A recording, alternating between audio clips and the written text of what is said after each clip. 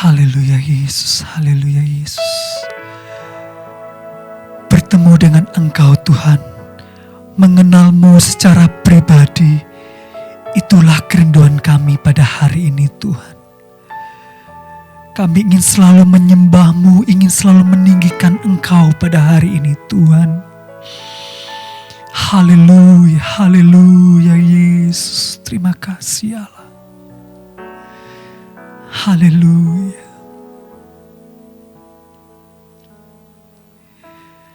Di dalam tempat kediaman-Mu,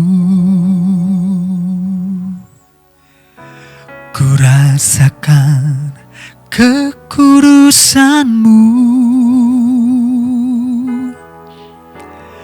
Di dalam tempat kediaman-Mu,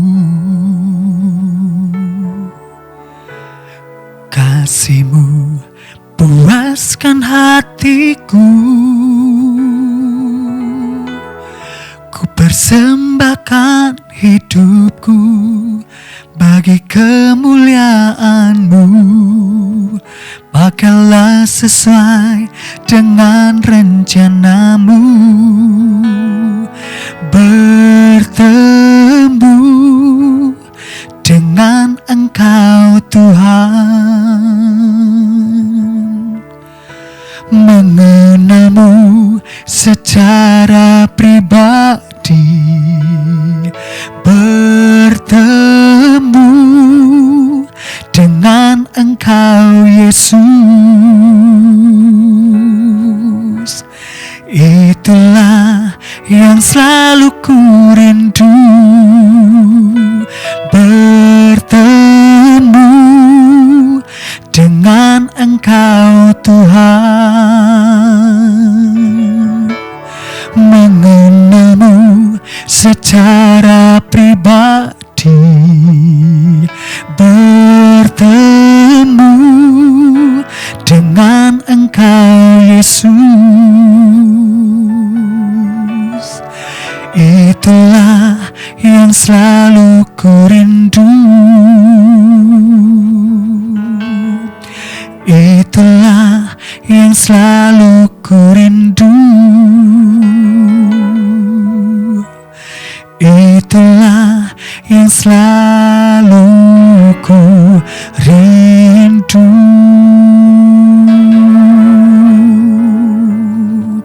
Haleluya, haleluya Yesus. Puji nama Tuhan. Saat ini kita akan mendengarkan kebenaran firman Tuhan yang akan disampaikan oleh hambanya Ibu Pendeta Esther Budiono. Saya persilakan. Haleluya. Mari kita berdoa untuk kebenaran firman Tuhan. Bapa kami yang ada di dalam surga, kami datang Tuhan kepadamu. Kami mau duduk diam di bawah kaki-Mu. Dan kami mau mendengarkan firman-Mu Tuhan. Dan biarlah Tuhan firman-Mu boleh sungguh-sungguh menjadi terang, boleh sungguh-sungguh menjadi pelita di dalam kehidupan kami. Sehingga dimanapun kami berada, kehidupan kami adalah kehidupan yang memancarkan terang kemuliaan Tuhan. Bapa, kami menyerahkan pemberitaan firman ini hanya di dalam satu nama, Tuhan Yesus Kristus. Kami berdoa. Amin. Amin. Shalom. Jemaat Betani Sangkakala yang dikasihi Tuhan, memang saat-saat ini kita sedang masuk di dalam satu masa yang mungkin tidak enak seperti itu. Tetapi saya tetap yakin dan percaya bahwa kita semua anak-anak Allah tetap dapat hidup di dalam genggaman tangan kasih karunia Tuhan. Amin. Satu kali ada seorang manusia yang sedang berjalan dari kotanya menuju ke kota lain. Di perjalanan itu dia berjumpa dengan malaikat maut. Dan kemudian orang ini berkata, malaikat apa yang kami mau lakukan? Dan kamu mau menuju kemana? Dan malaikat maut ini mengatakan, aku sedang menuju ke kota kamu. Lalu apa yang kamu mau lakukan? Malaikat ini menjawab, aku mau mengambil 100 orang dari penduduk yang ada di kota kamu. Mendengar ini, orang ini kemudian berbalik arah, dia kembali pulang ke kotanya dan kemudian dia memberitahukan kepada orang-orang yang ada di kotanya bahwa sebentar malam malaikat maut akan datang dan mengambil 100 orang dari antara kita. Itu yang dikatakan oleh orang ini kepada penduduk di kotanya. Keesokan harinya ternyata orang ini masih ada. Orang ini rupanya gak meninggal. Dan pada waktu dia melihat data statistik berapa jumlah orang yang meninggal, ternyata bukan 100 tetapi 1000 orang.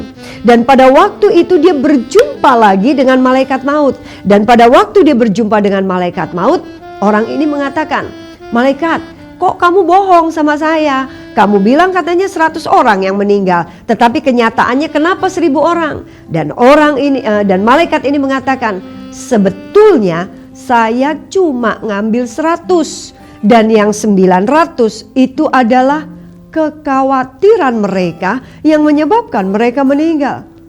Saudara yang dikasihi Tuhan, berapa banyak di antara kita menjadi orang-orang yang waktu menghadapi persoalan, masalah, lembah kekelaman, kita menjadi khawatir, kita menjadi takut, kita menjadi stres. Padahal Tuhan mengatakan, jangan kamu khawatir. Berulang-ulang Tuhan mengatakan, jangan kamu khawatir, jangan takut. Itu yang Tuhan mengatakan. Tetapi kenyataannya banyak juga orang-orang pada waktu mengetahui persoalan yang ada menjadi khawatir dan menjadi takut. Terus terang saudara, untuk menjadi khawatir pada tahap tertentu, sampai tahap tertentu itu gak apa-apa. Misal, saya mau menyeberang jalan, kalau saya nggak khawatir, saya nggak perlu toleh kiri dan kanan, langsung saja saya jalan. Mau ditabrak deh, di apa? Karena saya nggak ada kekhawatiran, saya nggak ada ketakutan untuk ditabrak. Tapi karena saya ada kekhawatiran ditabrak, itu sebabnya saya perlu melihat ke kiri dan saya perlu melihat ke kanan. Mungkin kalau ada adik-adik yang sekolah, ada kekhawatiran, aduh besok ujian, bisa nggak nih ya ujian? Akhirnya dia belajar. Kekhawatiran sampai tahap tertentu itu betul. Dan apa yang Tuhan katakan jangan khawatir itu bukan yang tahap ini. Tetapi jangan khawatir yang Tuhan katakan adalah kekhawatiran yang berkelebihan atau kekhawatiran yang terus menerus itu dilakukan. Ini yang Tuhan mengatakan. Sesungguhnya pada waktu kita menjadi khawatir yang terus menerus, pada waktu kita menjadi khawatir yang berkelebihan, ini bukan bicara soal kelemahan. Pada waktu kita seperti itu, kita sama saja seperti sedang mengatakan bahwa kita tidak percaya akan pemeliharaan Tuhan. Kita nggak percaya bahwa Tuhan yang kita sembah adalah Tuhan yang bersama-sama dengan kita. Kita tidak percaya bahwa Tuhan yang kita sembah adalah Tuhan yang sanggup menyelesaikan persoalan kita. Berarti kelemahan yang terus-menerus atau kekhawatiran yang terus-menerus itu bukan kelemahan. Kekhawatiran yang terus-menerus atau berkelebihan itu adalah dosa. Karena itu berarti kita tidak sesuai, hidup tidak sesuai dengan apa yang Tuhan mengatakan, yaitu jangan khawatir. Kalau kita hanya berfokus kepada persoalan, pasti kita akan menjadi khawatir. Tapi mari kita mau jadi orang-orang yang memandang Tuhan. Kita mau jadi orang-orang yang berfokus kepada Tuhan. Pada waktu kita berfokus kepada Tuhan, apa yang akan terjadi? Apakah waktu kita berfokus kepada Tuhan maka kita nggak mengalami persoalan? Tidak. Kita berfokus kepada Tuhan, kita tetap mengalami persoalan. Hanya bagaimana kita mau melihatnya ini. Perhatikan, yang terpenting dalam hidup kita bukan apa yang terjadi di dalam kehidupan kita. Yang terpenting di dalam kehidupan ini adalah bagaimana respon kita terhadap apa yang terjadi di dalam kehidupan kita. Kalau respon yang kita berikan kepada persoalan yang kita hadapi hanya dengan berfokus kepada persoalan, maka yang akan timbul hanyalah ketakutan, yang akan timbul adalah kekhawatiran, yang akan timbul adalah stres. Dan kita tahu kalau itu timbul, itu tidak baik bukan saja untuk kerohanian kita, tetapi juga tidak baik untuk kesehatan kita. Karena pada waktu kita menjadi orang-orang yang khawatir kemudian menjadi stres dan menjadi takut, itu sesungguhnya tubuh kita akan mengeluarkan satu hormon yang tidak baik untuk kesehatan kita. Betul, firman Tuhan mengatakan semangat yang patah mengeringkan tulang. Tapi mari kita sekarang mau fokus bukan kepada persoalannya, tetapi kita mau fokus kepada yang lain, yaitu apa? Kepada Tuhan. Kepada Tuhan. Yuk sama-sama kita membuka di dalam Mazmur pasal yang ke-23. Itu adalah Mazmur yang sangat terkenal mengenai Tuhan adalah gembalaku. Kalau kita melihat waktu itu Daud sedang mengatakan dia juga ada di dalam lembah kekelaman dan dia sedang menyatakan dirinya seperti domba. Dan apa yang dikatakan ayatnya yang keempat, Mazmur pasal 23, sekalipun aku berjalan dalam lembah kekelaman, aku tidak takut bahaya, sebab engkau besertaku, gadamu dan tongkatmu itulah yang menghibur aku. Daud dapat mengatakan aku tidak takut sekalipun aku melewati lembah kekelaman. Karena apa? Ada satu keyakinan, dia berfokus bukan kepada lembah kekelaman, tapi dia berfokus kepada Tuhan. Tuhan yang adalah apa? Tuhan yang menyertai dia. Tuhan yang sedang memegang gada dan tongkat, yang sedang menolong dia melewati semuanya itu. Mari kita bersama-sama coba melihat di dalam Mazmur lagi pasalnya yang ke-91. Mazmur pasalnya yang ke-91.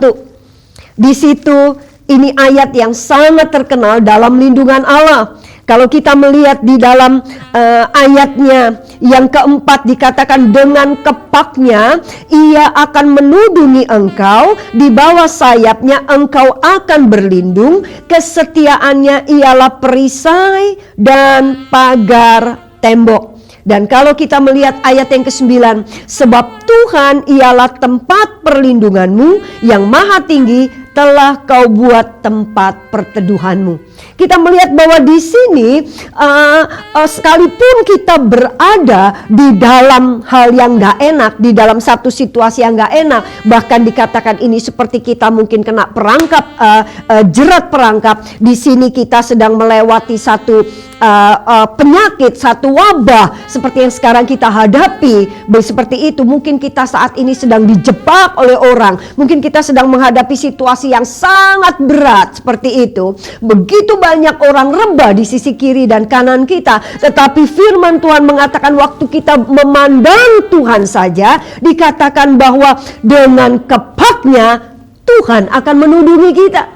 Dengan sayapnya Tuhan akan melindungi kita dari tempat yang maha tinggi. Itulah tempat perlindungan kita. Oh, ada satu perlindungan yang luar biasa yang Tuhan nyatakan di dalam kehidupan kita, sehingga kita menjadi orang-orang yang terhindar, yang terluput dari semua yang terjadi. Mari bersama-sama kita mau lanjut satu pasal lagi di dalam Mazmur pasalnya yang ke-121. Kalau kita melihat Mazmur pasal yang ke-121, itu adalah satu Mazmur ziarah, begitu. Pada waktu itu orang-orang itu sedang mau pergi ke bait Allah. Dan orang-orang yang mau pergi ke bait Allah, kita tahu persis, mereka adalah orang-orang yang membawa persembahan pasti kepada Tuhan. Mereka pasti membawa korban dalam bentuk, mungkin mereka membawa uang yang kemudian sampai di bait Allah. Uang itu mereka tukarkan mungkin dengan binatang-binatang yang ada di sana. Nah, kita tahu bahwa orang-orang di sekeliling, para orang-orang jahat tahu persis ini adalah musim-musimnya orang pada pergi ke bait Allah. Dan itu berarti ini musim-musimnya orang yang jalan ke sana dan pasti bawa banyak harta benda. Dan orang kalau berpergian ke sana, kita tahu dulu belum ada kendaraan, sehingga mereka harus berjalan dan itu makan waktu berhari-hari. Dan bagi mereka yang sedang menjalani ziarah itu adalah masa-masa yang boleh dikatakan masa-masa yang menakutkan. Karena bisa jadi mereka dirampok, besar kemungkinan mereka mungkin juga akan terancam nyawa mereka. Tetapi mari kita melihat di dalam ayatnya yang dikatakan ayatnya yang keempat, sesungguhnya tidak terlelap dan tidak tertidur penjaga Israel. Tuhanlah penjagamu, Tuhanlah naunganmu, di sebelah tangan kananmu. Matahari tidak menyakiti engkau pada waktu siang atau bulan pada waktu malam. Tuhan akan menjaga engkau terhadap segala kecelakaan. Ia akan menjaga nyawamu. Ada satu jaminan yang Tuhan berikan kepada mereka-mereka yang sedang mau berziarah pergi ke rumah Tuhan. Tuhan katakan bahwa aku akan menjaga engkau. Aku akan melindungi engkau. Aku akan menjaga engkau dari kecelakaan, bahkan terhadap nyawamu. Tuhan katakan Tuhan adalah penjaga kita. Luar biasa, kita mau bersyukur kepada Tuhan. Allah yang kita sembah, Allah yang sedang mau kita melihat di dalam segala situasi yang kita hadapin. Dia adalah Allah yang sedang menyertai kita. Dia adalah Allah yang melindungi kita. Dia adalah Allah yang menjaga kehidupan kita. Saya mau kasih kesaksian. Beberapa waktu yang lalu kita tahu begitu banyak orang yang takut karena gendam. Dan jujur waktu itu saudara saya pun mengalami itu. Jadi pada waktu dia sedang mau keluar makan siang dari kantornya, kemudian dia digendam oleh seseorang, habislah semua uang di dalam banknya. Bahkan dia juga apa yang dia pakai di dompetnya semua itu dibersihkan oleh orang yang menggendam itu. Satu kali saya bersama dengan satu orang dan rupanya dia menggendam saya gitu. Waktu dia tepuk saya, dia katakan, dan saya senyum kepada dia. Kemudian dia katakan, "Bu, Ibu, perasaannya apa?" Saya bingung pertama dengan pertanyaan, maksud ibu apa dengan perasaan? Tapi dia katakan, "Bu," dia tepuk lagi, "Ibu rasanya apa?" Saya bilang, saya lagi senang. Saya bilang gitu, "Ibu kan tahu, kami sedang duduk bersama-sama begitu ya. Ibu kan tahu dari tadi saya sedang menyenandungkan satu pujian. Saya sedang bernyanyi, Bu, karena saya senang, karena saya punya Tuhan yang besar." Dia tepuk saya lagi, "Bu, Ibu gak rasa apa-apa?" Saya bilang, "Bu, rasanya saya adalah saya senang." Dia tepuk saya lagi, "Bu, Ibu yakin gak rasa apa-apa?" Saya bilang, "Bu, saya senang." Dari situ saya tahu bahwa dia sedang menggendam saya. Tapi saya mau bersyukur kepada Tuhan karena Tuhan beserta dengan saya. Karena Tuhan melindungi saya. Karena Tuhan menjaga saya. Sehingga tidak ada sesuatu kejadian pun di dalam kehidupan saya. Bahkan saya mau bersyukur kepada Tuhan. Pada akhirnya karena saya masih punya waktu. Kemudian saya kembali menepuk dia. Dan saya sampaikan mengenai siapa Allah yang saya sembah. Yang sedang menjaga, yang sedang beserta, yang sedang melindungi saya dari semua hal yang dapat mencelakai kehidupan saya. Tetapi kalau kita mau tahu, kenapa orang mungkin akan mengatakan gini, rasanya aku percaya tuh kalau Tuhan tuh menyertai, aku rasanya percaya tuh kalau Tuhan melindungi, aku juga pingin loh kalau Tuhan tuh menjaga, tapi kenyataannya kok Tuhan gak lakukan itu ya di dalam kehidupan saya. Mungkin ada orang begitu. Rupanya kok Tuhan tidak tunjukkan bahwa Dia adalah Allah yang seperti tadi kita mendengar. Bapak Ibu Saudara yang kasih Tuhan, mari kita bersama-sama mau melihat lebih dalam lagi mengenai firman Tuhan. Janji yang Tuhan nyatakan kepada kita bahwa Dia adalah Allah yang menyertai, Dia Allah yang melindungi, Dia Allah yang menjagai kita terhadap segala kecelakaan. Dia mau ada satu kondisi di dalam kehidupan kita. Yuk kita balik lagi di dalam Mazmur pasalnya yang 23. Mazmur pasal 23 mengatakan begini, ayat yang pertama, Tuhan adalah gembalaku. Kenapa Daud bisa mengatakan bahwa aku tidak takut sekalipun masuk dalam lembah kekelaman? Karena apa? Karena Daud sedang menempatkan Tuhan itu sebagai gembala. Tuhan sedang menempatkan Tuhan itu sebagai tuannya. Domba terhadap gembala adalah domba itu mengikuti apa yang gembalanya mau. Kalau gembala bilang jalan-jalan, gembala bilang diam-diam, gembala bilang masuk kandang, gembala bilang belok ke kiri, itu berarti kita mesti menjadi orang-orang yang mengikuti mengikuti perintah Tuhan. Waktu kita mengikuti perintah Tuhan, maka janji firman Tuhan yang dikatakan bahwa Tuhan menyertai itu akan digenapi di dalam kehidupan kita. Dan kalau kita lihat di dalam ayatnya yang ke-6, kebajikan dan kemurahan belaka akan mengikuti aku seumur hidupku, dan aku, perhatian ini, aku akan diam dalam rumah Tuhan sepanjang masa. Aku diam dalam rumah Tuhan, itu berarti Daud sedang mengatakan, aku ada di dalam rumah Tuhan. Itu berarti aku ada di dalam firman Tuhan, aku ada di dalam kebenaran firman Tuhan, aku ada di dalam perintah-perintah Tuhan. Itu berarti apa? Berarti kita memang tidak bisa tidak, agar supaya penggenapan firman Tuhan ini terjadi dalam hidup kita, kita mesti menjadi orang-orang yang ada berjalan di dalam terang firman Tuhan, sehingga Tuhan menyertai kita.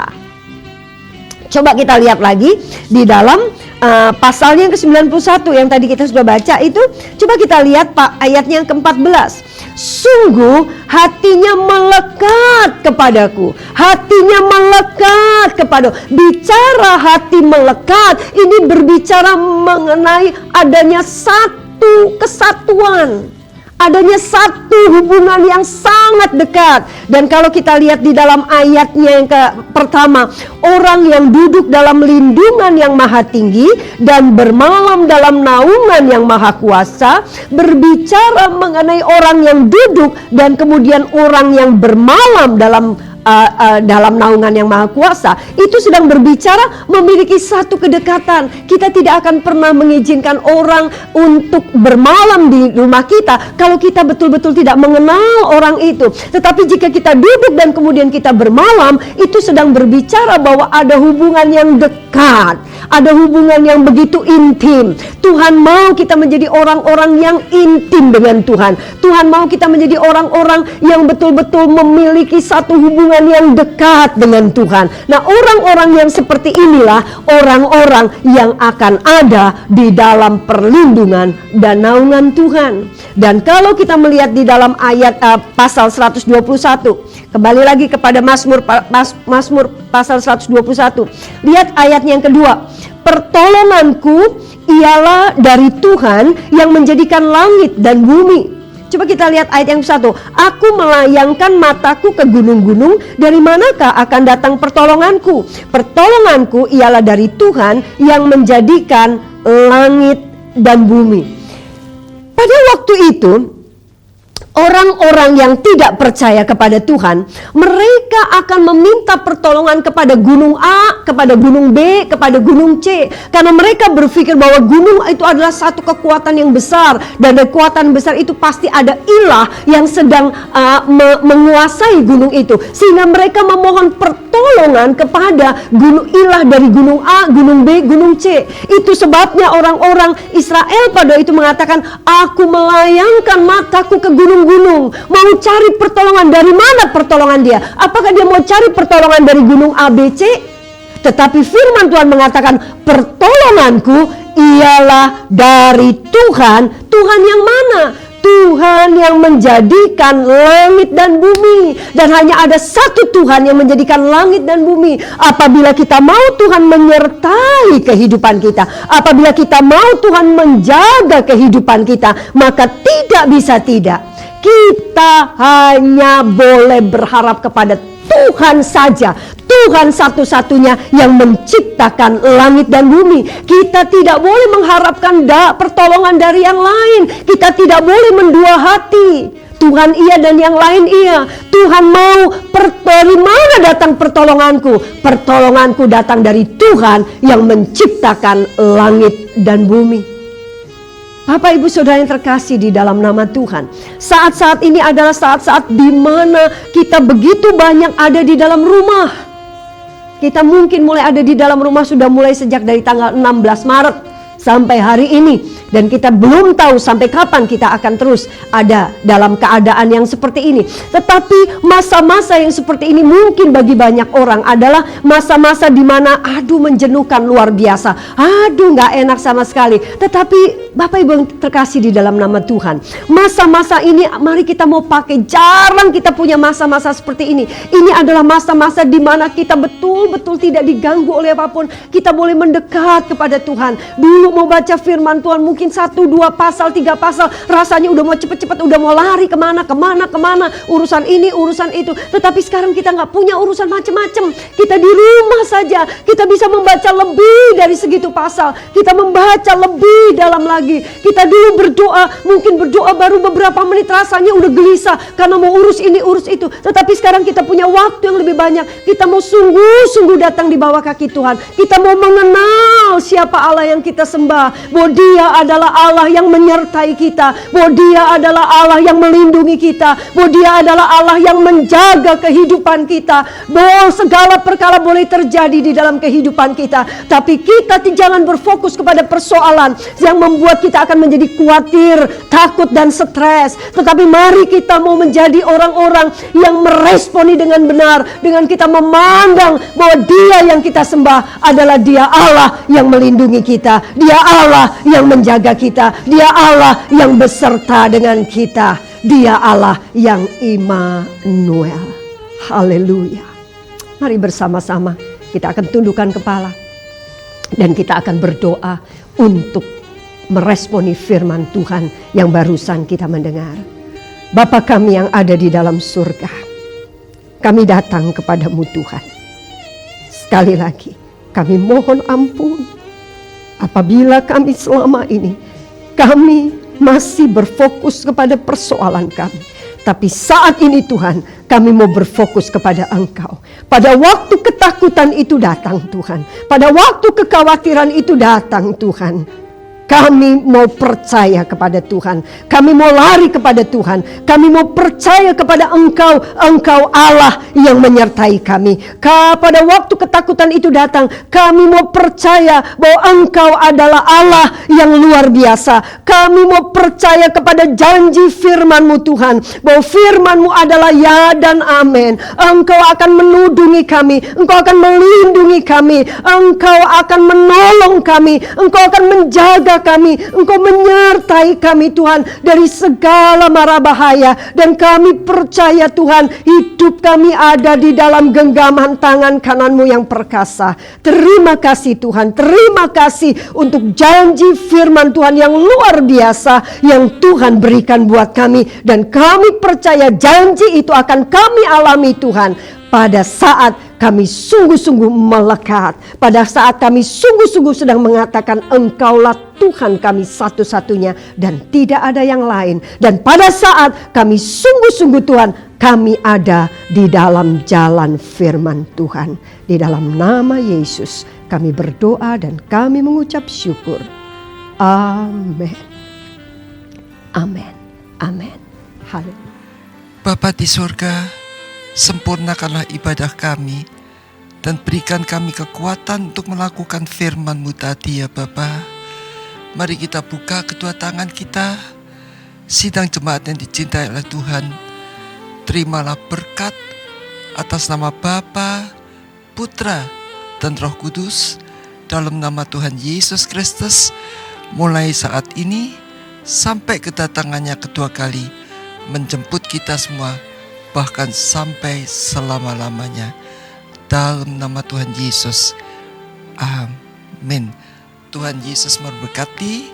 Sampai ketemu di minggu yang akan datang pada jam dan waktu yang sama. Tuhan Yesus memberkati. Amin.